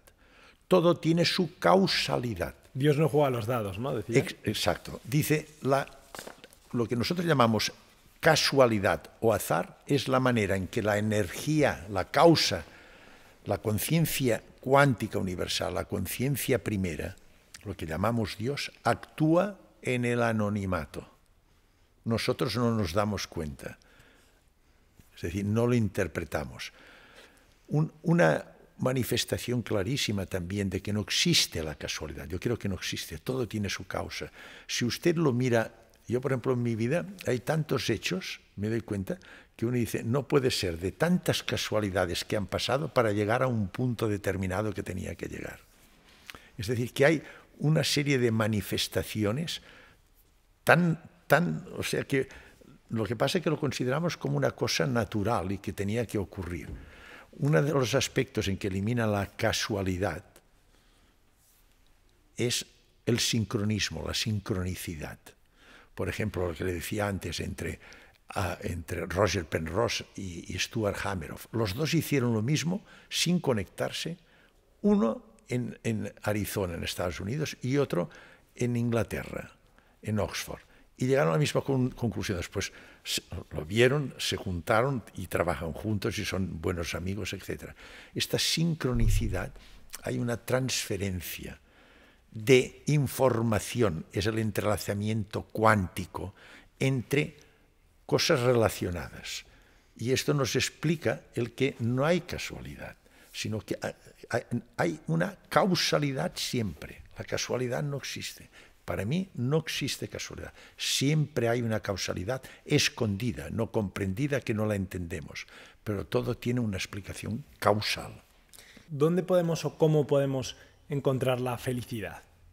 La felicidad, ya se lo he dicho antes, única y exclusivamente encontrar la felicidad si usted fundamenta su concepción existencial en la supraconciencia. Vale. Mientras la fundamente en el ego, nunca será feliz. El ego se gestiona y se mueve por un carácter. Y el carácter está formado, estructurado por una serie de hábitos que se han inculcado, que empiezan a inculcarse en el claustro materno hasta los 7, 9, 10 años. Es cuando se estructura el carácter de la persona. Hoy día, en el entorno en que vivimos, materialista, los hábitos que inculcamos a nuestros hijos son materialistas totales. Esto condiciona un ego exaltado. Entonces, estas personas piensan de acuerdo a estos hábitos inculcados y su vida emocional y afectiva dependerá de estos pensamientos. Los pensamientos generan los sentimientos. Vale. Y otra pregunta, que bueno, tiene que ver con lo de causalidad y casualidad, y también tiene que ver sobre todo con el tema de la reencarnación. Claro, todo tiene una causa, ¿no? Pero entonces, por ejemplo, las muertes prematuras o las enfermedades en niños, ¿eso tendría que ver, por ejemplo, con la deuda kármica? Yo esto ya he dicho que no soy experto. Vale. Lo que he leído cosas. Alan Kardec, este gran medium, he leído sus libros, el libro de los mediums, el libro de los muertos. Este hombre dice que estas vidas cortas son para terminar etapas de personas que les ha quedado un tiempo en su ciclo vital para completar. Yo esto no soy experto, digo lo que he leído. Vale. Es decir, estas etapas cortas son etapas o tiempos necesarios para completar evoluciones que han quedado incompletas. Esto lo dicen los mediums, y yo no lo sé esto. Vale, pues... No soy experto. Bueno, ya nos estamos aproximando al final, ya estamos prácticamente en el final. Así que ahora, no sé qué le parece, si le hago una ronda de preguntas cortas. Esto les gusta mucho. A la gente le gusta mucho porque además esto es una buena manera de llegar también a mucha gente, ¿no? Como bien sabe, a la gente ya no consume el contenido como lo consumía antes, sino que lo consume en pequeños fragmentos. Quiere la rapidez, rápido. Efectivamente. Pero bueno, a veces yo lo digo, yo critico mucho estos algoritmos, pero luego digo, vale, pero verdaderamente... imagínate, de 1000 personas que ven un vídeo, por ejemplo, de 1 millón, pues con que un 1% luego vayan a ver el vídeo largo y puedan asentar bases, me sirve y es más que de sobra. Así que bueno, tengo unas cuantas, tengo como... En verdad son pocas. Preguntas cortas. Puede ser sí o no, o bueno, son cortas. De respuesta rápida. Vamos con la primera. ¿La ciencia demuestra que hay vida después de la muerte? Actualmente sí. Tenemos medios científicos que demuestran que después de la muerte física nuestra existencia continúa en otra dimensión. ¿La conciencia está separada del cerebro? Hay una conciencia neuronal que lo hemos definido, consecuencia de la actividad de las neuronas, y hay una supraconciencia que esta perdura a pesar de la muerte, que es no local, que tiene capacidad de salir fuera del esto. ¿Existe el karma?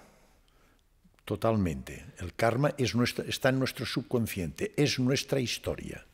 ¿Existe la reencarnación? Para mí sí, yo creo que sí. ¿Dios existe? Para mí estoy totalmente convencido que lo que yo llamo Dios es esta conciencia universal, el principio de todas las religiones, que le puede poner usted el nombre que quiera, pero existe, estoy convencidísimo. ¿Y algo o alguien ha creado a este Dios? En absoluto. Está por encima, fuera de la creación. Siempre ha existido y siempre existirá.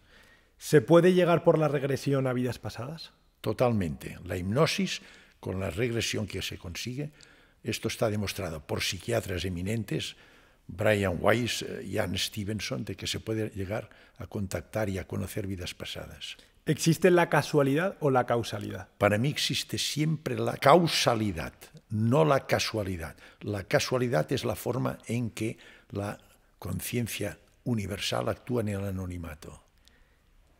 ¿Es el estrés una de las causas de las enfermedades de hoy en día? Totalmente. El estrés condiciona, viene determinado por la personalidad del individuo, que es el ego y el estrés. Para mí son los desencadenantes de más del 90% de las enfermedades de la actualidad. ¿Existe el cielo y el infierno? El cielo y el infierno, tal como nos lo han explicado, yo no lo acepto. Existen personas que se llevan un karma bueno y otras un karma no tan bueno o muy malo. Y entonces esto son niveles que determinarán de evolución, y por lo tanto las reencarnaciones deberán ser más o menos frecuentes. Pero esto del cielo y del infierno, todas estas cosas, yo no lo creo.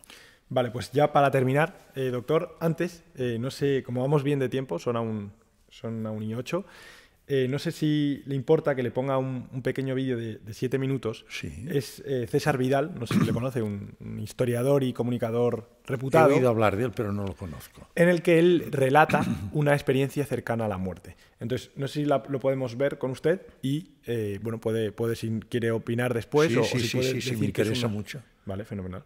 Pues se lo voy a poner. Dices, yo sé cómo voy a morir. Sí, y yo he tenido además una experiencia de estar en la puerta de la muerte. No me pareció desagradable, todo lo contrario. Y en un momento determinado decidí echarme, y en lo que yo estaba echado, de pronto me encontré en un lugar donde había gente que yo conocía, algunos habían muerto hacían tiempo, y me decían que pasara a su lado. Y en ese momento en que me decían que pasara a su lado, yo pensé si pasaba o no pasaba. De hecho, miré al suelo, había un pequeño arroyo que podía pasar simplemente dando un salto.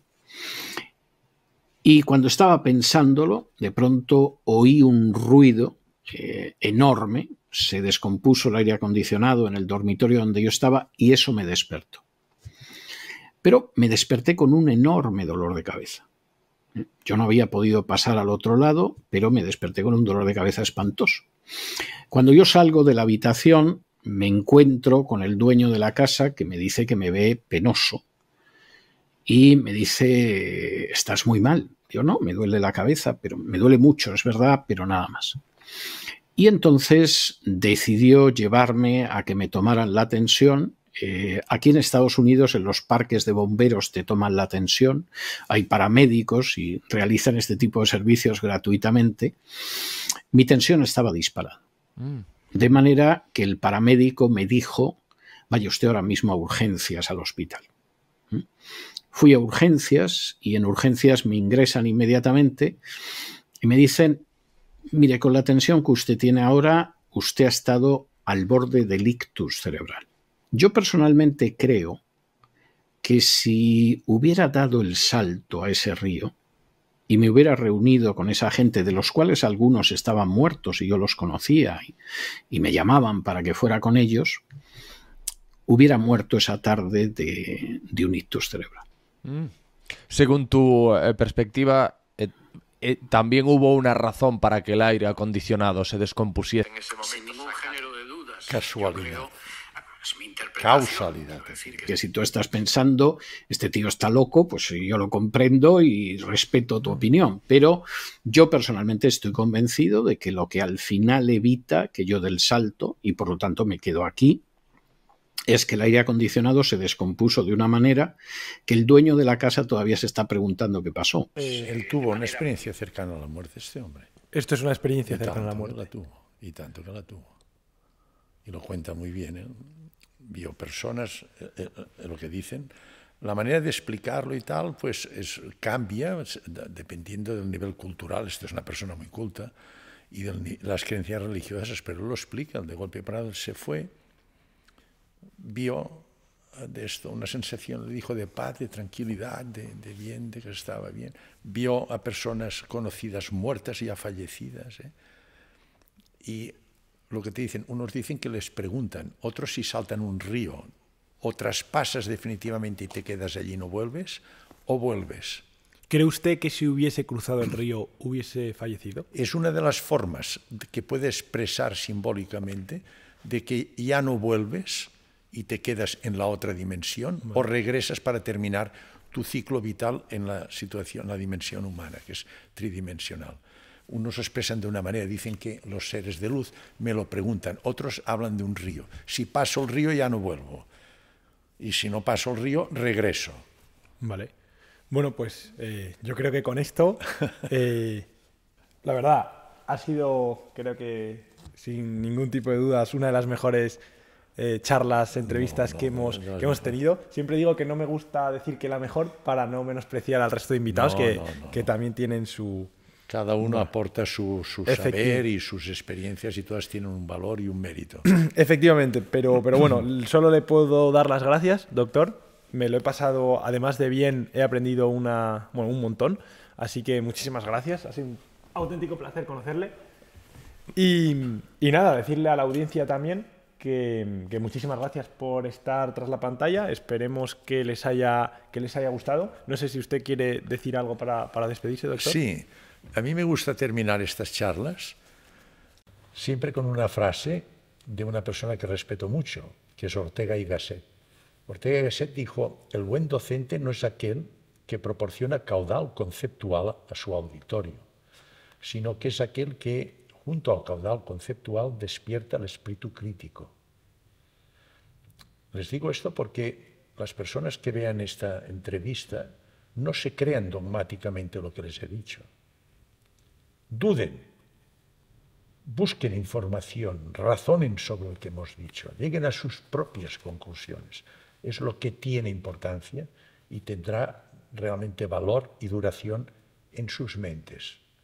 Si se lo creen como dogma, el que estructura su carácter en dogmas necesita siempre un líder. Ya no es libre. Le van inculcando ideas. Y esto no es libertad, esto no es autenticidad. Y la autenticidad ante uno mismo solo se consigue cuando uno está racionalmente convencido de una idea. Entonces se acepta. Todo lo que hemos dicho, yo les ruego, por favor, que lo racionalicen profundamente y cuando estén convencidos, créanselo. Si no lo están, no se lo crean. Fenomenal. Y pues con esto, con esta gran frase, citando a Ortega, que a mí también me gusta mucho, terminamos la entrevista. Como bien he dicho hace unos pocos minutos, espero que les haya gustado, espero que os haya gustado. Nos vemos la semana siguiente con un nuevo episodio y os recuerdo, así a modo de breve conclusión, que podéis suscribiros y podéis compartir la entrevista en caso de que os haya gustado. Así que nada, chao, chao.